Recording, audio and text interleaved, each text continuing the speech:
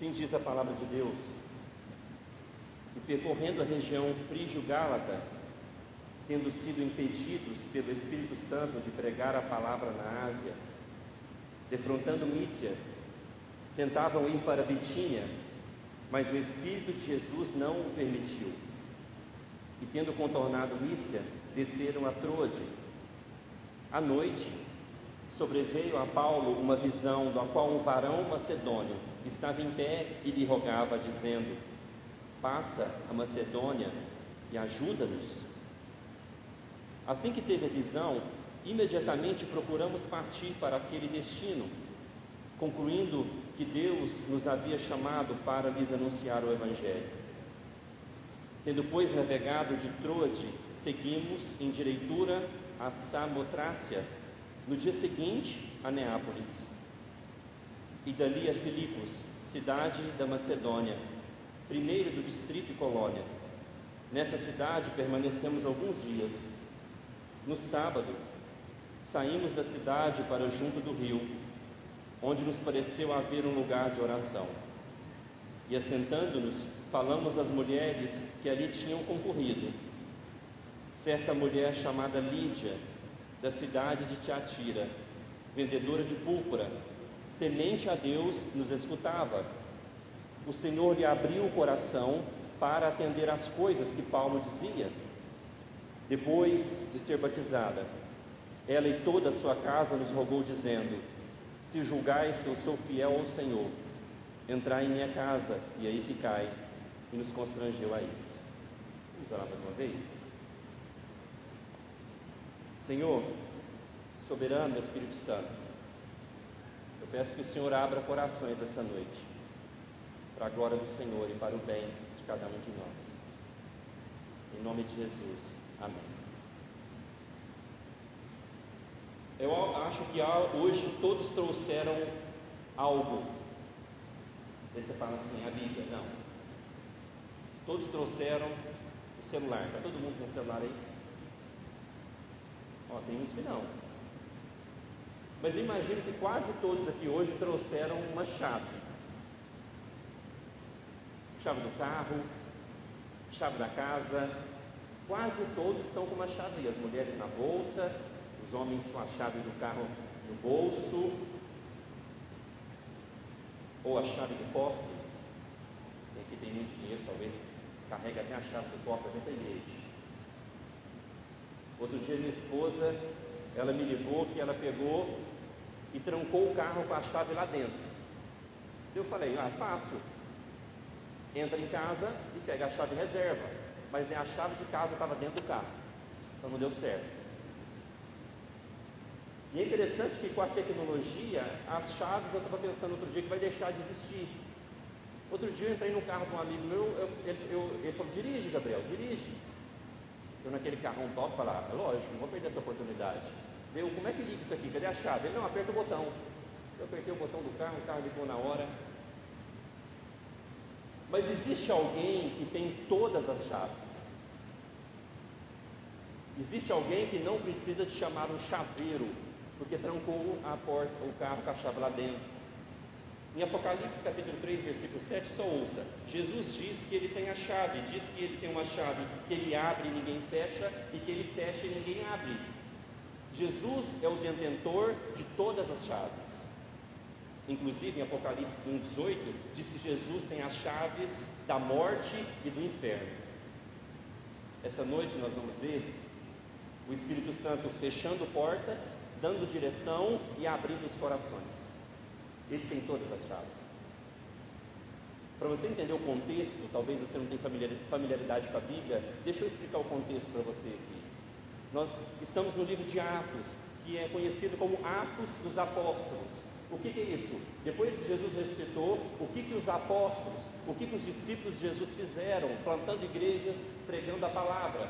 Mas na verdade, nós deveríamos chamar esse livro de Atos do Espírito Santo, porque os apóstolos só fizeram alguma coisa porque o Espírito Santo estava sobre eles. Pra você ter uma ideia, no capítulo 1 de Atos, versículo 8, diz assim: e recebereis poder ao descer sobre vós o Espírito Santo, e sereis minhas testemunhas em Jerusalém, na Judéia e Samaria e até os confins da terra. Aqui nós estamos vendo um apóstolo de Jesus chamado Paulo sendo testemunha nos confins da terra. Aqui era a segunda viagem missionária de Paulo. Paulo ele fez 3 viagens missionárias e aqui nós estamos na segunda viagem. Aqui ele está com Silas, um de seus parceiros, e o escritor Lucas parece que está junto com ele, que Lucas se inclui na narrativa. A primeira viagem de Paulo, ela foi para a Ásia Menor e foi muito sucesso.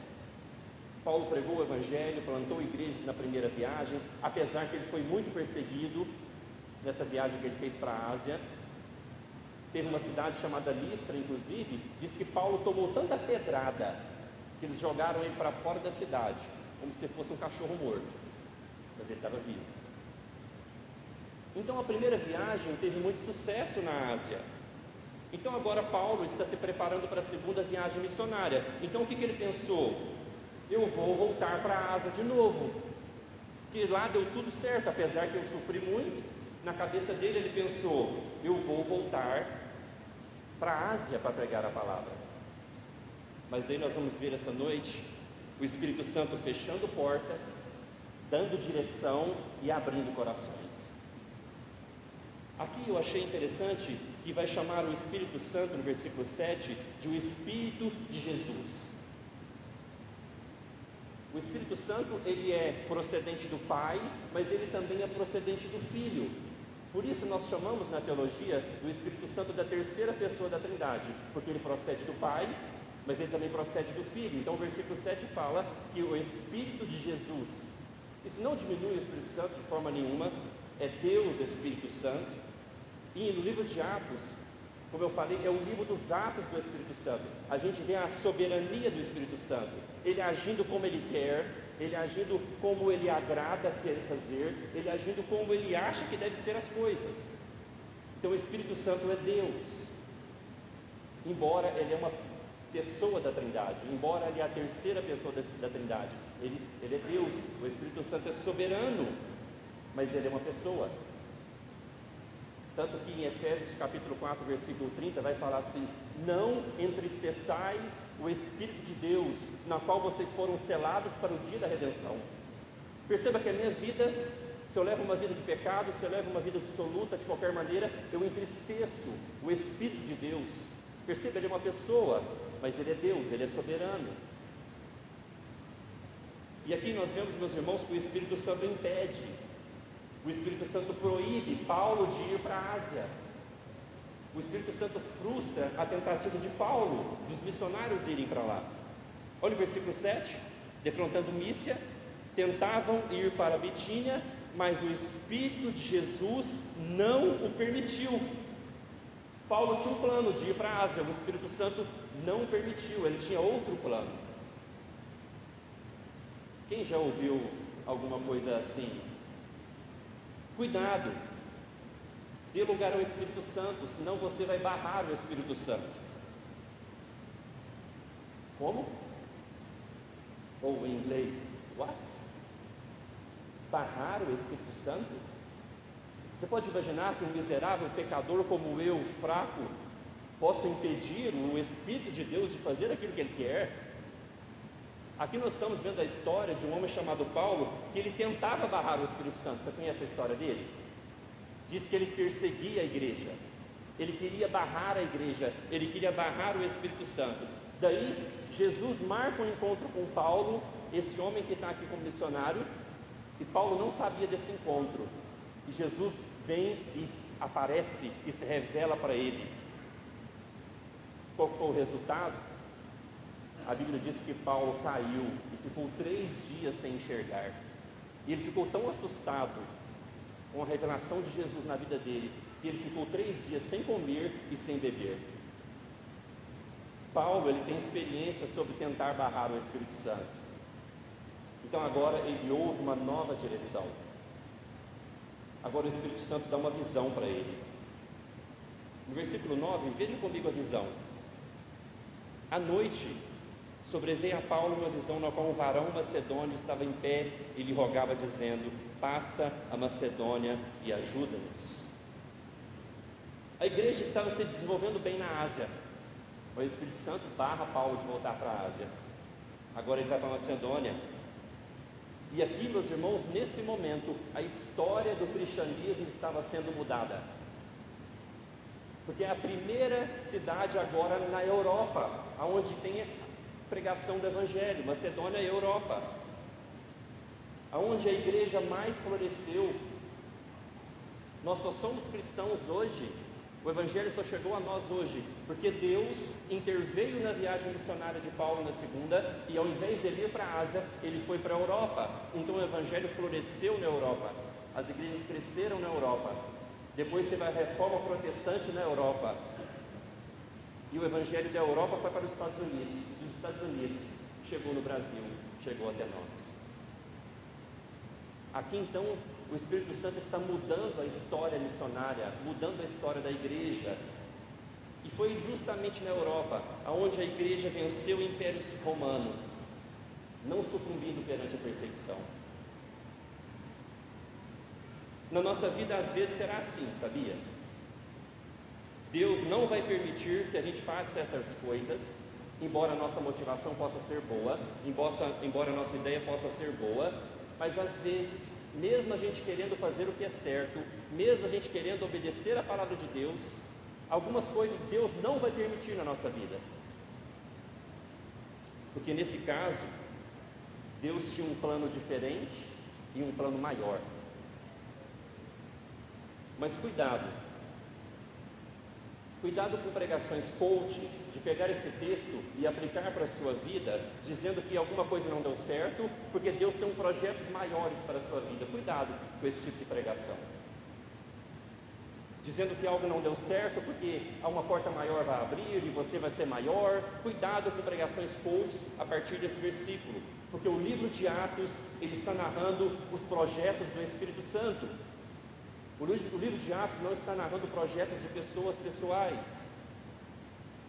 Deus, ele não está interessado ou preocupado ou engajado para que tudo na nossa vida dê certo. Deus está interessado, engajado para que os seus projetos, para que o Evangelho chegue a mais pessoas.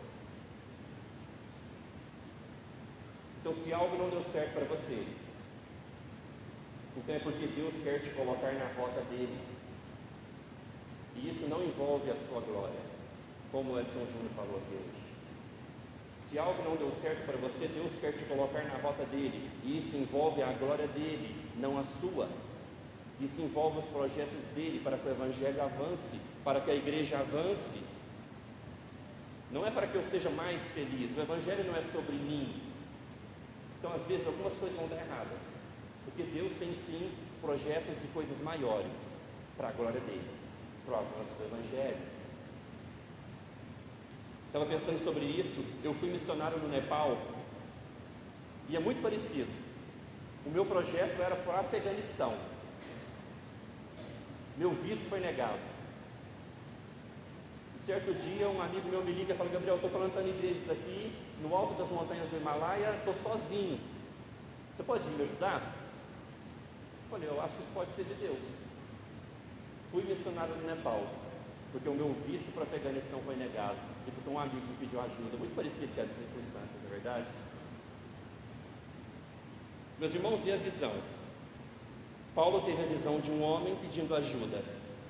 Essas visões eram comuns no Novo Testamento. A gente vê acontecendo vários homens tendo visões. Mas a primeira viagem de Paulo, ele não teve nenhuma visão. Em Atos 13, a igreja impõe as mãos sobre ele, e a igreja envia, e ele vai simplesmente obedecendo. Hoje nós temos a Bíblia completa nas nossas próprias mãos. A visão de Deus está aqui. Aquilo que nós precisamos para obedecer a Deus está aqui. Nós não precisamos de uma nova visão. Você quer pegar a visão de Deus? 66 livros para você pegar a visão. Teve uma missionária chamada Sophia Miller, uma senhora americana sozinha. Ela passou 40 anos na floresta amazônica e ela plantou mais de 200 igrejas entre os indígenas. E certa vez perguntaram para Sophia Miller: como que foi o seu chamado? Como que você veio parar dos Estados Unidos no meio da floresta amazônica? Sophia Miller responde assim: eu não tive um chamado, eu li uma ordem e obedeci.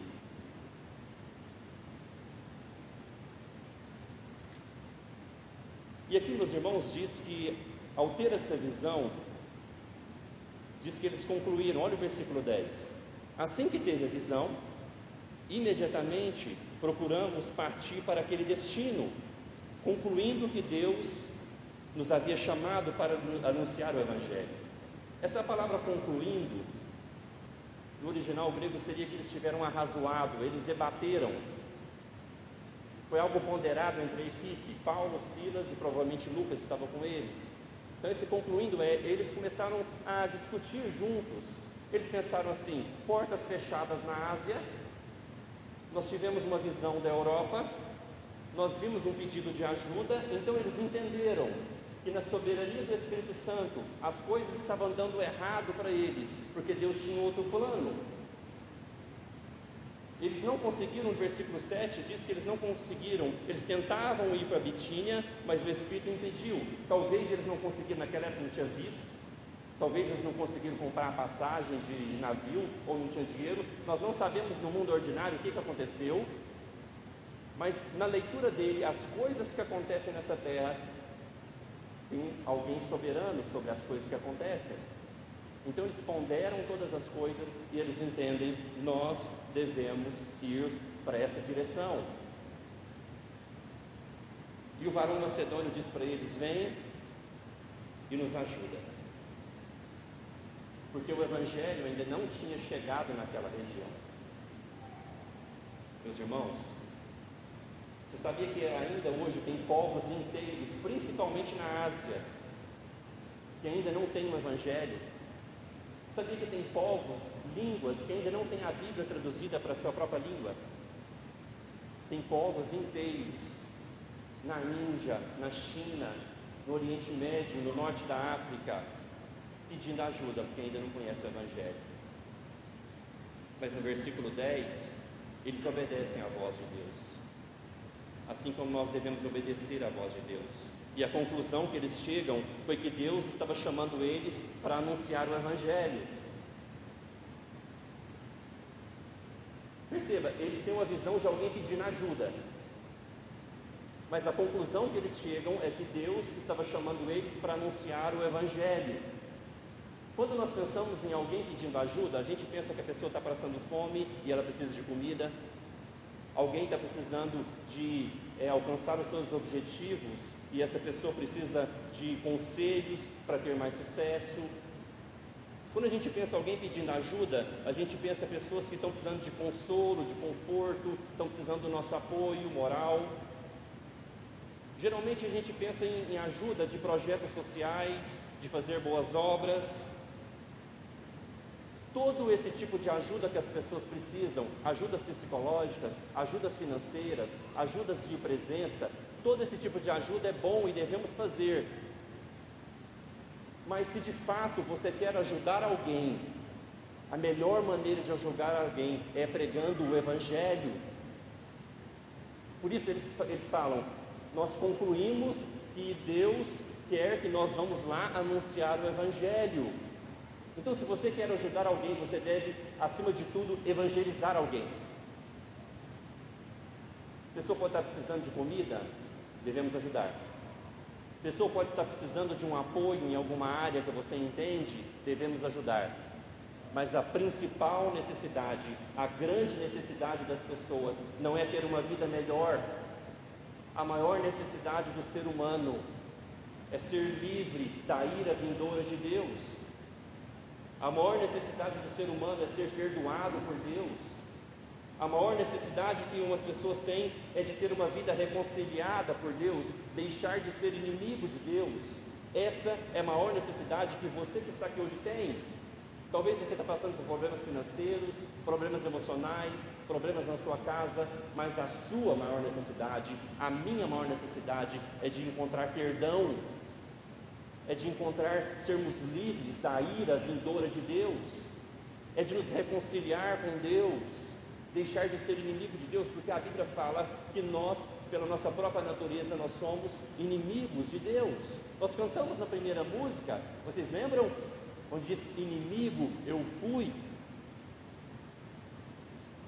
A maior necessidade do homem, da mulher, é de salvação, porque o homem sem Cristo está perdido e condenado. Porque os pecados dos homens, o nosso pecado é uma grande ofensa e uma dívida contra Deus. Às vezes a gente acha que pecados, eles são coisas tranquilas, coisas pequenas. Não, o pecado, ele ofende a santidade de Deus, o pecado, ele ofende a Deus, e Deus está irado contra o pecado. A maior necessidade das pessoas é ouvir o Evangelho, porque o Evangelho fala de perdão, que é só encontrado no Evangelho. Essa é a ajuda que os macedônios, que aquele varão aparece para Paulo, pede ajuda, essa é a ajuda que eles precisam do Evangelho. O apóstolo Paulo, em Romanos 1,16, ele fala: pois não me envergonho do Evangelho, porque o poder de Deus para a salvação de todo aquele que nele crê. Se você crê no Evangelho, você é salvo. Se você crê no poder de Deus, que é o Evangelho, você é salvo. Mas talvez está meio obscuro para você. O que é o Evangelho? Às vezes nem as pessoas da igreja sabem explicar o que é o Evangelho. O que é o Evangelho? Eu vou resumir para você. O Evangelho é que o Filho de Deus, ele se tornou um homem, ele veio em carne, e ele cumpriu perfeitamente toda a lei de Deus. Significa que ele nunca pecou. Ele veio para ser o varão perfeito, segundo Adão, Deus encarnado.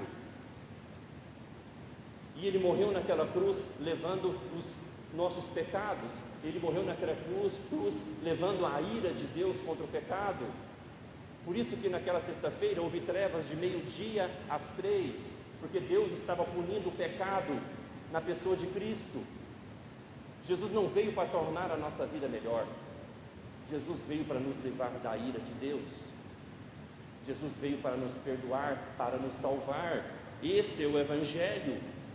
E quem crer e se arrepende de seus pecados, agora passa a viver como Jesus é o seu Senhor, como Jesus agora é o seu Salvador, o seu dono, o seu Deus. Quem crer e se arrepende, Jesus não é apenas mais um nome qualquer, Jesus é o maior nome, é o Deus daqueles que creem nele e se arrependem de seus pecados. Esse é o Evangelho. Mas no versículo 11 e 12 nós vemos que a viagem agora deu certo.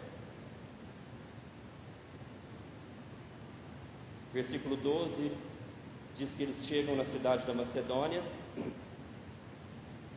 e daí no sábado, no versículo 13, eles foram fazer o quê? Evangelizar. Afinal, eles foram lá para isso. Diz que eles estavam assentados e eles começaram a falar com algumas mulheres. Afinal, eles foram lá para ajudar os macedônios. E a principal necessidade dos macedônios era o quê? O Evangelho. A principal necessidade dos homens é o quê? O Evangelho. Então eles começam a pregar. E tinha alguém prestando muita atenção, porque disse que ela escutava. Qual foi o nome dela? Lídia. É aquilo que eu falei no início do culto. Você precisa escutar. Se você vem aqui e não escuta, é como se fosse o diabo roubando a semente, para que a semente não caia no solo do seu coração. Mas diz no versículo 14 que a Lídia, ela era uma mulher temente a Deus. Quando usa essa expressão temente a Deus, era um não judeu, mas que acreditava no Deus verdadeiro de Israel. Então era uma mulher, digamos que ela acreditava na lei de Deus, ela seguia os 10 mandamentos, ela acreditava no Deus verdadeiro, ela era uma mulher ética, que nós vemos que era uma mulher empreendedora, mulher trabalhadeira. A profissão dela, vendedora de púrpura, algo naquela época muito caro. Mas perceba uma coisa, sem ela ouvir o Evangelho, mesmo ela sendo temente a Deus, mesmo ela sendo uma mulher ética, ela ainda não era salva, mesmo sendo uma pessoa boa. Porque nós corremos o risco de achar que o Evangelho, a mensagem que eu expliquei de Jesus, da salvação, ela é apenas para pessoas traficantes, para pessoas que cometeram pecados terríveis. Mas veja que o Evangelho é também para pessoas, entre aspas, boas perante a sociedade. Era uma mulher temente a Deus.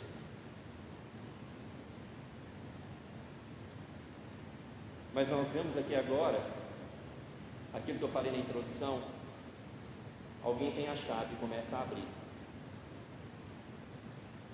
Diz que o Senhor abriu o coração de Lídia, quando ele escutava as mensagens, as palavras de Paulo. Perceba, o pregador, eu aqui no caso, eu só consigo me comunicar até os seus ouvidos. Sou totalmente limitado. Mas o Espírito de Jesus, ele tem a chave. Ele consegue comunicar ao seu coração. Então veja que o primeiro passo para entender o Evangelho, para crer no Evangelho, é você precisa ouvir, você precisa entender o Evangelho. E depois do Espírito Santo, ele coloca no seu coração, abrindo o seu coração, mostrando que a fé é algo racional, a fé é algo que você tem que entender para crer. Uma fé baseada nas emoções, ela acaba até quando a emoção acaba. Mas o Evangelho é algo que as pessoas devem ouvir, entender, e daí o Espírito Santo, quando ele quer, soberanamente, ele abre o coração com as chaves que ele tem, e a pessoa crê no Evangelho. Ela creu, e ela foi salva. Por quê? Porque as decisões dela mostram isso. Vai dizer no versículo 15 que ela foi batizada. Seguindo o que diz Marcos, capítulo 16, versículo 15 e 16, diz o seguinte: Jesus falou para os seus apóstolos: ide por todo o mundo, pregai o Evangelho a toda criatura. Quem crer e for batizado será salvo. Quem não crer será condenado. Então, ao ela querer ser batizada, mostra que ela creu, porque ela quer agora obedecer a Deus. Mas no versículo 15, vai dizer que não foi só ela. Diz que toda a casa dela foi batizada. Lídia, ela estava entrando em aliança com Deus. Eu imagino aqui que ela era uma viúva. Eu só imagino, tá? Uma inferência, o texto não está falando isso. Porque ela era uma empresária, uma empreendedora. E geralmente, naquele mundo grego-romano, empreendimento era coisa dos homens. Então eu faço uma inferência que era uma mulher viúva e que tinha filhos na sua casa. Porque ela não foi batizada sozinha, diz que outras pessoas na sua casa foram batizadas. Isso entra naquilo que nós cremos na teologia da aliança, que uma vez que eu entro em aliança com Deus por meio do batismo, eu sou obrigado a colocar os meus filhos em aliança com Deus por meio do batismo, porque Deus não abre mão deles. Assim como Abraão devia colocar os seus filhos em aliança com Deus na circuncisão, nós, como filhos de Abraão pela fé em Jesus, cremos em Jesus, somos batizados, colocamos também os nossos filhos em aliança com Deus por meio do batismo. Porque em 1 Coríntios 7,14 diz que se ao menos um dos cônjuges crer, os filhos daquele casal, se ao menos um dos cônjuges crer, os filhos daquele casal são santos. O que significa? Que são separados para Deus. Os filhos de um casal, se ao menos um dos cônjuges crer. 1 Coríntios 7,14 fala isso. Olha o final: doutra sorte, os vossos filhos sejam impuros, porém agora são santos. Vai falar: se a mulher casa com o marido incrédulo, mas ela crê, ela deve colocar os seus filhos em aliança com Deus, porque os filhos são santos, separados para Deus. Deus não abre mão dos filhos daqueles que creem. Por isso batizamos as nossas crianças também. Então vai dizer que depois de ser batizada, ela e toda a sua casa, ela chama os apóstolos, a equipe missionária agora, para ficar na casa dela. e ela constrangeu eles a isso. O que isso significa? Quem creu ter comunhão agora com a igreja do Senhor Jesus Cristo. A igreja ali era só os três, gente. Era Paulo, Silas e Lucas. Então, quando ela é batizada, ela é inserida na igreja e agora ela fala, fique comigo, ou seja, ela quer comunhão com a igreja. Meus irmãos, essa senhora e mais algumas pessoas da sua casa é a primeira família de crentes na Europa. Mas sabe algo maravilhoso nessa história? Vocês estão percebendo desde o começo que Deus mudou a rota dos missionários porque queria alcançar Lídia e a sua casa? Vocês perceberam isso? Deus mudou as rotas dos missionários porque queria alcançar aquela família. Como nós cantamos na primeira música, o ousado amor de Deus, o ousado amor de Jesus, o bom pastor, que vai atrás da sua ovelha perdida até achá-la e ele traz ela de volta. Você já pensou que Deus pode ter concatenado um monte de coisas para que você ouvisse o Evangelho? O que é concatenar? Concatenar é ligar, unir as coisas numa sequência lógica e encadeada. Você já imaginou que Deus moveu muita coisa soberanamente porque Ele te amou e quis te alcançar? Foi assim no caso de Lídia, da sua família. Foi assim na minha história, na sua história.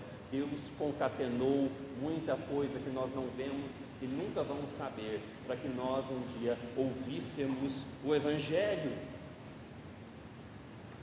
Hoje você que está aqui a convite da Amanda, você não veio aqui por causa da Amanda, ou você que está visitando a igreja, você não veio aqui à toa. Deus te trouxe aqui para você ouvisse o Evangelho.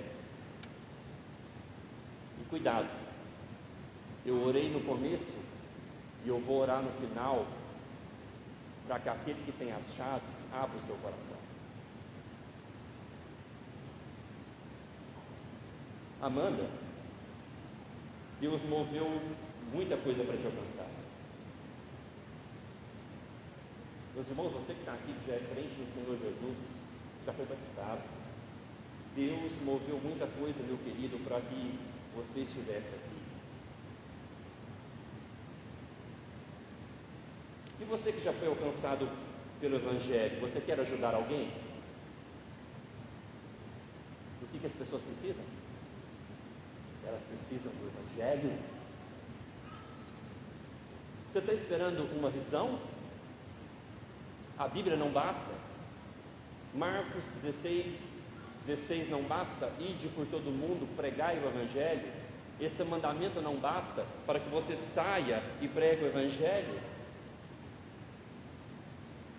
Cuidado, eu acho que não vai ter uma visão. Você não vai ver como Paulo, um varão lá pedindo ajuda.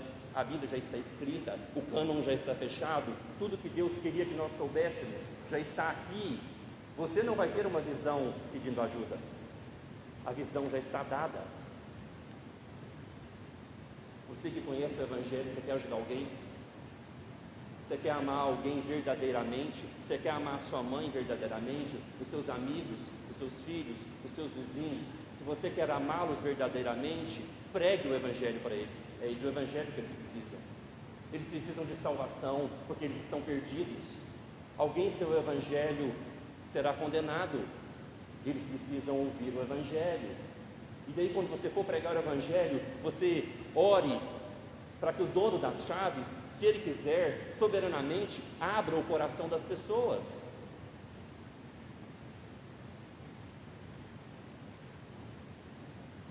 Meus irmãos, mas hoje, nós estamos aqui, Deus te trouxe aqui para ouvir o Evangelho. Deus te trouxe aqui, que já é batizado, para que você ouvisse que as pessoas estão clamando por ajuda, e elas precisam do Evangelho. Mas hoje, de uma forma muito alegre, nós vamos selar com o batismo alguém que creu no Evangelho. Então agora eu quero que você ore. Como que essa mensagem tem sentido para você? Feche seus olhos e ora. Enquanto você ora, a Amanda vem aqui à frente.